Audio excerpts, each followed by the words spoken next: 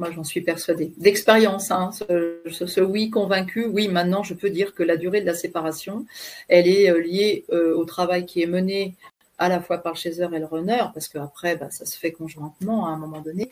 Mais aussi, on n'en a pas parlé, mais il y a la notion de tierce.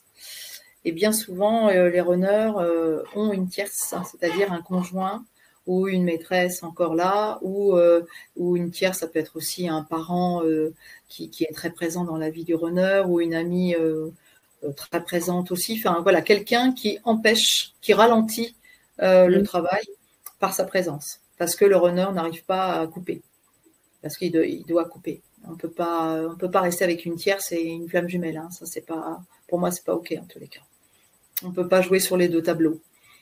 C'est pas la même vibration non plus, parce que souvent, en plus, les tierces, il y a une relation assez toxique. Hein. Enfin, des fois, ils choisissent des personnes qui sont dominantes sur eux, sur le runner, et c'est pas très lumineux comme alliance. Donc, il pourra pas rester avec cette personne et et avancer sur son parcours de flamme jumelle. Ça, c'est vraiment un obstacle. Moi, je le vois sur des parcours où le runner n'arrive pas à se dégager de la relation, alors qu'au fond de lui-même, il sait que c'est plus bon.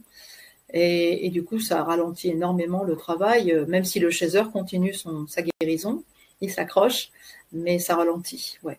Donc, en fonction de ça, la durée de la séparation, elle va être en fonction de ce qui se passe au niveau de la guérison, en fait.